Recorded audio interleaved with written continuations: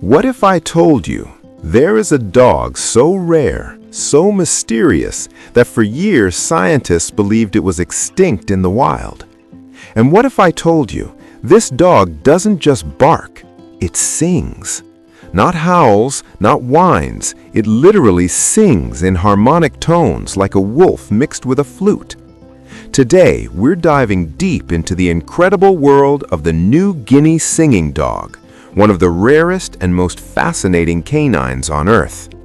Make sure you watch until the end because what you'll learn about owning one might surprise you. Origin and history. The New Guinea Singing Dog comes from the remote highlands of Papua New Guinea. For thousands of years, these dogs lived in isolation in rugged mountain terrain, untouched by modern breeding. They're considered a primitive dog breed. That means genetically, they are closer to ancient dogs and early canines than most modern breeds we know today. Think about that. While breeds like the Labrador or German Shepherd were being carefully shaped by humans, these dogs were evolving naturally in the wild. In the 1950s, a few were captured and brought into captivity for study and conservation. But here's the shocking part. By the 1970s, scientists believed they had disappeared in the wild. For decades, the only known New Guinea singing dogs were those in zoos and controlled breeding programs. They were considered functionally extinct in their natural habitat. Then, in 2016, something incredible happened. Researchers discovered wild highland dogs in Papua New Guinea and conducted genetic testing. And guess what? They were confirmed to be closely related to the original captive singing dogs. They were never completely gone. They were just hidden deep in some of the most remote mountains on Earth. The famous singing. Let's talk about the most unique thing about this dog, the sound. Unlike regular dogs that bark in short bursts, the New Guinea Singing Dog produces long, melodic, harmonic vocalizations. Their tones can shift pitch mid-sound, almost like vibrato in human singing. Some researchers compare it to whale songs. Others say it resembles wolf harmonics layered together. And here's what makes it even more fascinating. When one starts singing, others join in. They create a chorus. It's believed this behavior helped them communicate across mountains, valleys, and dense forests. Imagine standing in the highlands at night. No city lights, no traffic, just wind across the mountains. And then a haunting, rising harmony echoes through the valley. Not barking, singing. Physical characteristics. Let's look at what they actually look like. They resemble a small fox or even a dingo. Height 14 to 18 inches. Weight 20 to 30 pounds. They have almond-shaped eyes, upright, alert ears, a bushy tail, and a dense double coat. Their coat colors are typically golden red, black and tan, sable.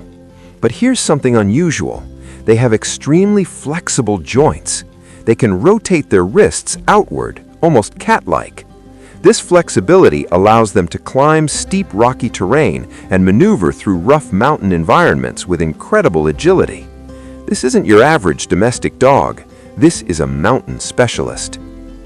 Temperament. Now let's talk personality. This is not a typical family dog. They are extremely intelligent, highly independent, very cautious of strangers, strong prey drive. They bond deeply, often with one or two people, but they do not behave like Labradors. They're closer in behavior to wild canines. They don't crave constant human approval. They think independently. Training one requires patience, experience, and consistency. They are escape artists, they are climbers, they require serious mental stimulation. Without enrichment, they can become bored, and boredom in a highly intelligent animal can lead to destructive behavior.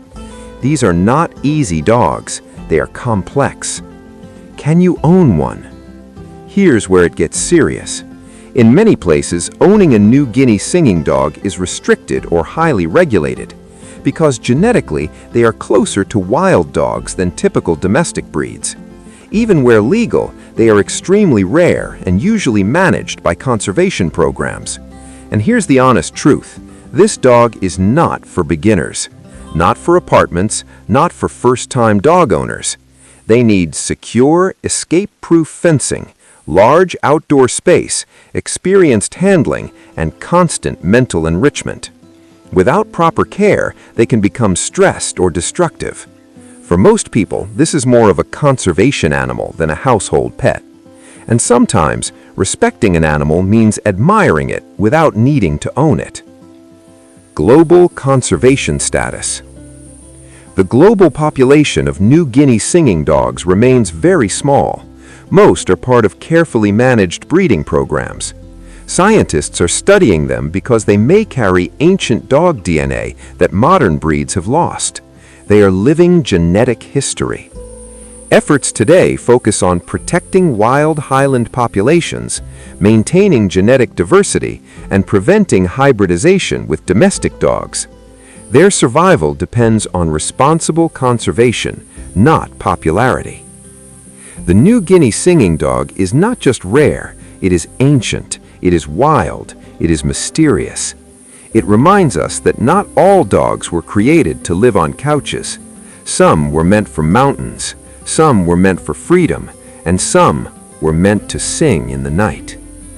If you enjoyed this deep dive into one of the rarest dogs on earth, hit that like button and subscribe for more powerful dog content.